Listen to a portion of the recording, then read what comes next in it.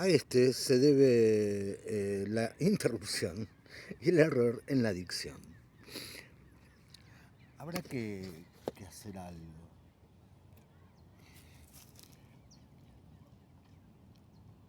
Porque en cuanto la locomotora comenzaba a arrastrar, lentamente los vagones y el techo de la estación norte terminaba, y Esteves veía los autos circular por debajo del puente de las vías, y después los baldíos con una lámpara solitaria y apagada durante el día, las casas progresivamente más bajas, los barrios pobres, el campo, el propio viaje en tren, reemplazaba con ventaja todo relato posible.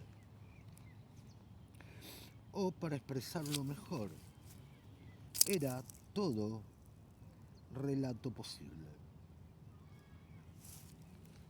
Era todo, no preguntes, solo un iluso.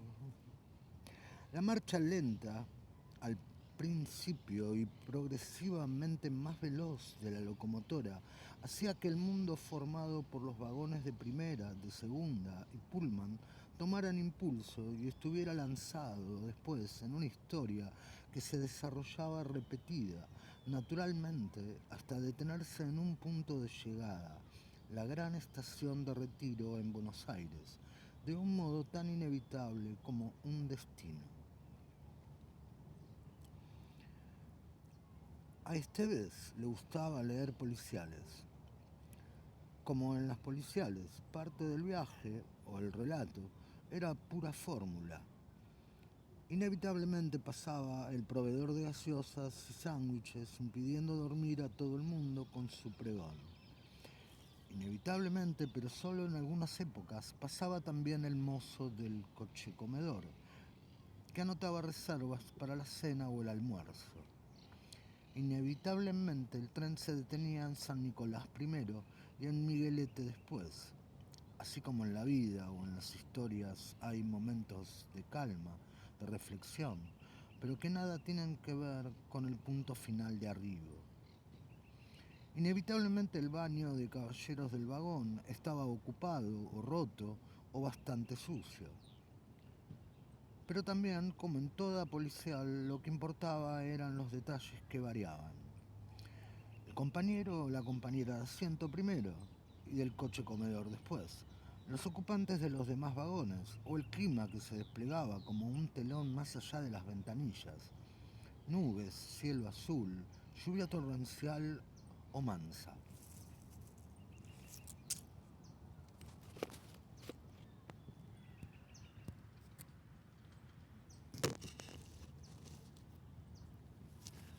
Desde que a los 18 años comenzó a viajar bastante en tren, cuando debía ir a rendir cuenta de las ventas de prendas de lana a Buenos Aires, después de conseguir la concesión de la zona centro de Rosario, hasta hoy, aunque cualquiera que lo vea en un ómnibus o en el andén de la estación norte, o incluso negociando una partida de pulóveres en una boutique del centro, le da 35 años.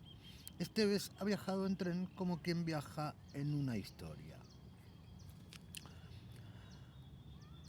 Más aún, a partir de cuando cumplió los 25, en que los viajes se hicieron definitivamente regulares, 2 veces por mes, Esteves abandonó progresivamente el gusto o el vicio de leer policiales.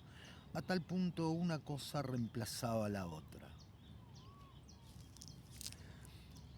Siempre había admirado, por ejemplo, y sobre todo, cuando la policial no era un libro sino una película, el sentido del ritmo. Exigía que hubiera detrás de los hechos y los personajes un compás firme, regular, casi inadvertido, que pudiera, sin romper su estructura básica, acelerarse o disminuir según las situaciones, como aumenta o disminuye, esta vez en la vida, el latido de un corazón según los momentos. Y el tren, a diferencia del ritmo totalmente caótico por momentos y aburrido en otros de un motor de ómnibus, tenía ese ritmo cuando las pesadas ruedas metálicas pasaban sobre las junturas de los rieles, y establecían una percusión que se enlentecía en las curvas o en las paradas y se aceleraba en los tramos rectos o llegaba casi a la angustia cuando en épocas de descuido de los muy viejos ferrocarriles argentinos el maquinista debía tomar con suma lentitud un tramo donde las vías habían quedado debilitadas por una inundación que les había quitado la grave entre las durmientes, o hacía tiempo que cuadrillas de control no pasaban a ajustar los gruesos bulones y ver que todo estuviera en orden. Para Esteves, en realidad, viajar en tren, más que subirse siempre a un mismo cuento, una misma historia, es subirse cada vez a un capítulo levemente distinto de una novela. Por eso recuerda pocas veces un viaje en particular. Más bien han quedado fijos en su memoria momentos que no sabría ubicar con precisión en una época o en un viaje determinado. Así como de todas las novelas policiales que ha leído, le han quedado apenas fugaces detalles de un personaje o un entorno. La casa del lago, donde se cometió un asesinato, un rufián melancólico que tironea nervioso de una cadenita, una mujer bella que de pronto es quebrada por la fatalidad y deja caer un boleto de tren sin que el lector sepa con exactitud qué le ha provocado tanta angustia, al llegar en un sobre anónimo sin ningún mensaje que lo acompañe. Hay, sin embargo, un viaje que Esteves recuerda con precisión. Tal vez porque entonces los detalles fueron más fuertes que la estructura, que el ritmo de las ruedas contra las junturas, que los rasgos de pura fórmula. Era una época poco común en cierto sentido. Había una dictadura. Y decimos en cierto sentido porque las dictaduras no son tan infrecuentes como pudiera creerse en el país de Esteves, donde circulan como historias de más o menos vagones sobre su inmenso territorio, los trenes de los ferrocarriles argentinos. Aunque esa vez Esteves y sus compañeros de vida en aquel país advertían oscuramente que era una dictadura distinta a las demás. Basta con precisar que el tren en el que Esteves regresaba de Buenos Aires llevaba apenas 3 vagones, cuando la cantidad promedio había sido hasta poco antes de entre 10 y 15. Aquí debemos aclarar algo. Esteves nunca viajó en los vagones Pullman. No porque no pudiera costearlo, dado que la empresa le pagaba el viaje, sino porque consideraba que aquellos asientos acolchados, aquel aire acondicionado, aquella pequeña banda de ayudantes que le llevaban a uno el maletín, le limpiaban el asiento o le preguntaban si estaba cómodo, no tenía para Esteves absolutamente nada que ver con lo que significaba viajar en tren. Es algo, pensaba Esteves, esta vez muy consciente, tan desabrido y tonto como viajar en un podrido avión.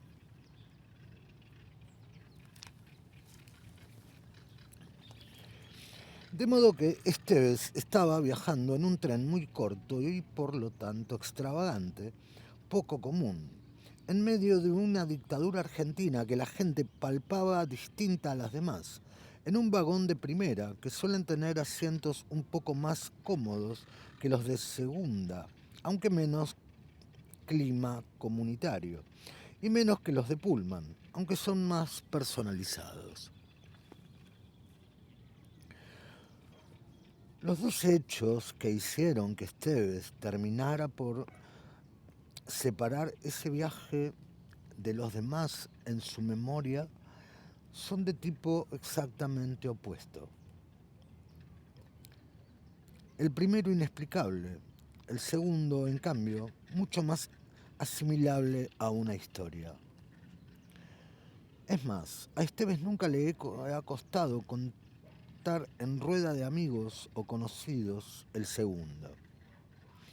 En cambio, nunca narró a nadie el primero, porque fue para él tan impenetrable que advierte oscuramente que es una historia sin principio ni destino, una especie de nudo gordiano secretamente relacionado con lo que hizo memorable a aquella dictadura dentro de la cual, rodeado por lo cual el tren de ferrocarriles argentinos en que iba Esteves desarrollaba su marcha sobre los rieles.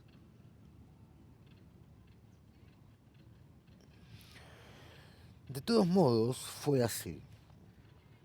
Ocurrió que una mujer joven, con un niño en brazos, subió en retiro equivocada al tren en el que iba Esteves.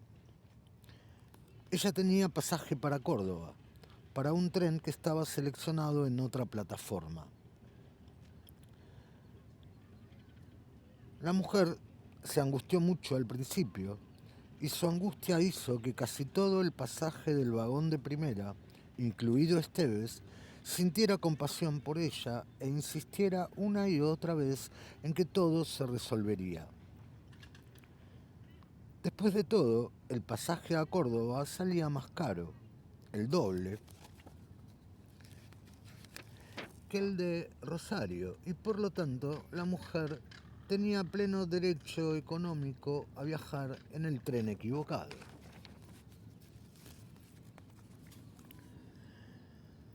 La tensión creció un momento cuando la puerta del vagón se abrió y aparecieron un par de inspectores que, como suele ocurrir con frecuencia notable en los ferrocarriles argentinos, eran un inspector flaco y un inspector gordo. Y también, como suele ocurrir, el gordo era el que exhibía más poder. En otras palabras, el que pedía y cortaba los boletos. El pasaje entero del vagón se irguió un poco, con los ojos clavados en la mujer, con el niño algunos o en los dos inspectores otros, o pasando de la una a los otros la mayoría. Es más, no bien los inspectores entraron, hubo comedidos que comenzaron a explicarles el problema, mientras la mujer se limpiaba con el dorso de la mano las lágrimas que amenazaban con empezar a caer, y el niño, de 2 o 3 años, permanecía absorto en un trance infantil de serenidad absoluta. Contrariamente a lo que podía esperarse,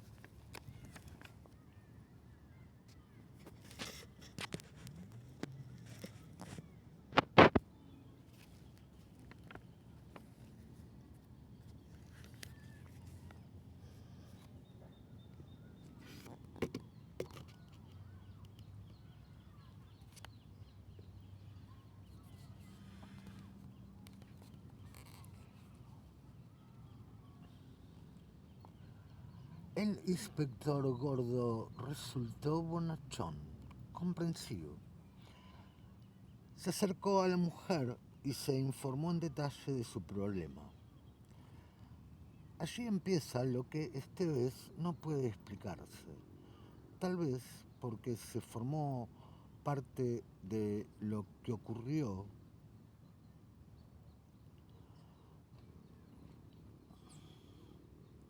Perdón, es un mosquito muy molesto nuevamente.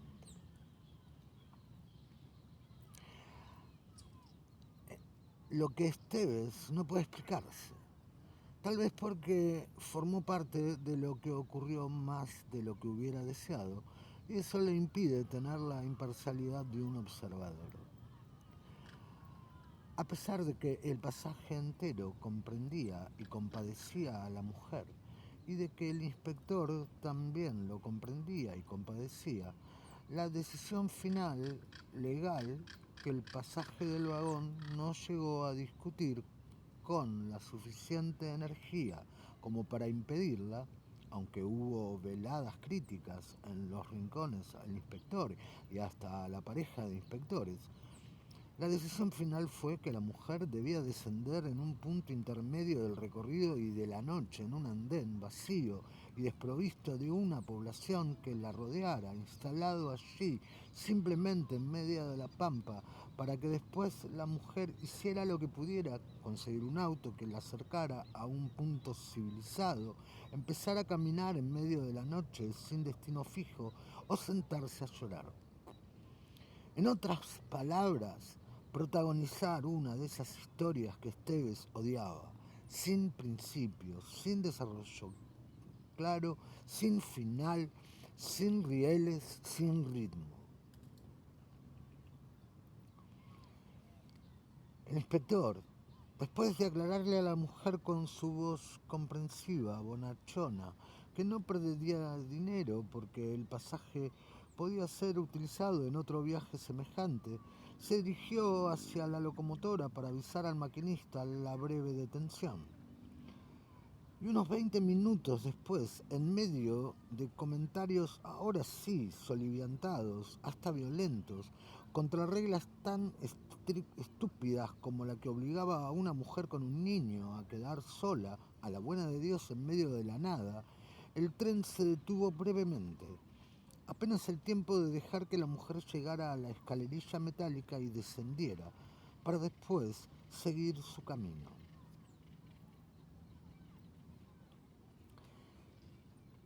Esteves, apoyado en el borde un poco sucio de la ventanilla, vio casi sin en primer plano a la mujer, que no parecía demasiado asustada, iluminada por los focos del pequeño andén solitario, sin una sola casa alrededor, probable apostadero para cargar agua o combustible, sin que hubiera al menos una luz tranquilizadora tras las ventanillas que indicara la presencia de un encargado, un guardabarreras, alguien en suma. Después la vio alejarse lentamente. Siguió su imagen con un moroso movimiento de cabeza, acompañando el del tren, hasta que andén y mujer fueron tragados por la noche como un pequeño escenario con una sola actriz.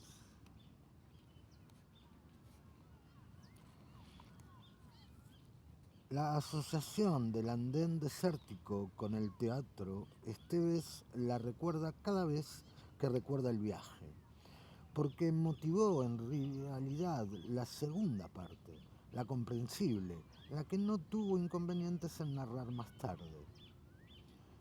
Frente a él, porque era un asiento doble, iba una mujer delgada, alta, veterana, pero aún bella, con un tapado de piel poco frecuente en aquellos años. Cuando Esteves dejó de mirar por la ventanilla, en medio del clima curiosamente solidario que la pequeña tragedia había provocado en el pasaje, aunque de una solidaridad que nada sirvió para impedirla, dijo una frase tonta. ¡Qué barbaridad! Esa mujer sola en medio de la noche. Podrían haber hecho otra cosa, o algo por el estilo. La mujer, a su vez, se puso a hablar con Esteves de modo lento, sereno pero interesado, como si lo conociera desde hacía años. Le contó que, como él, viajaba con frecuencia en tren a Buenos Aires, aunque desde hacía menos tiempo, apenas 2 años. Mientras Esteves iba descubriendo en la conversación que la mujer era mucho más inteligente y sensible de lo que él había supuesto a partir de su tapado de piel, por un estúpido prejuicio social, la mujer le contó que hacía 2 años la fábrica de muebles del marido se había fundido, como se habían fundido tantos cientos de fábricas de muebles y de todo tipo de objetos en todo el país por aquellos años, y que ella había tenido que sacar pecho y encargarse del hogar. Había desenterrado un título de abogada, había conseguido un empleo en los tribunales de Buenos Aires, y desde entonces era la que permitía que la familia siguiera económicamente en pie.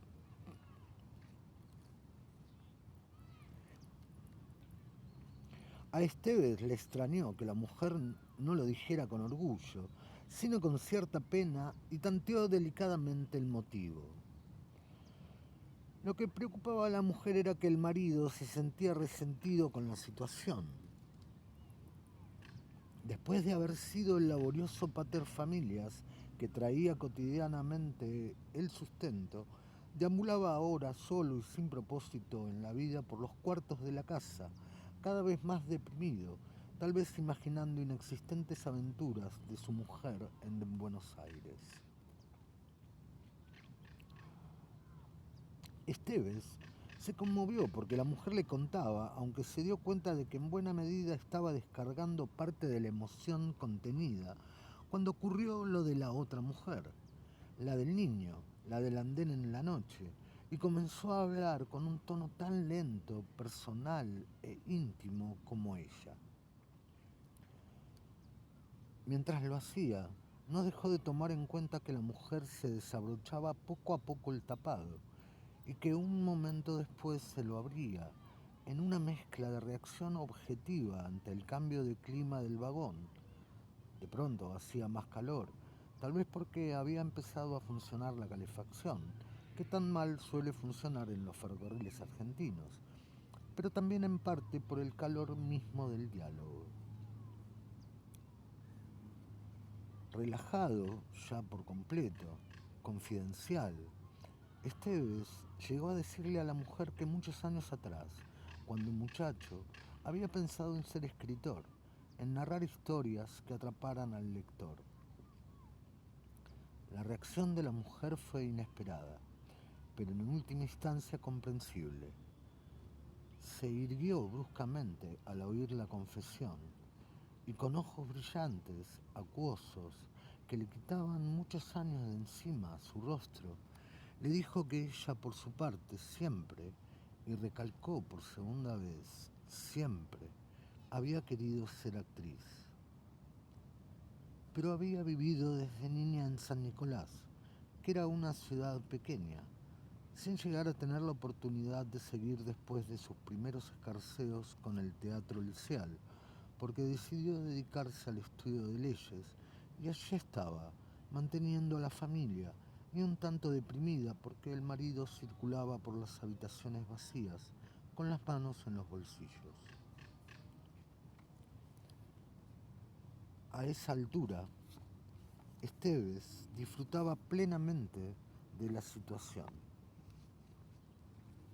sobre todo porque en ningún momento se le ocurrió imaginar que la conversación con la mujer del tapado podía terminar en una relación, apresurada o no, de tipo sentimental o erótico.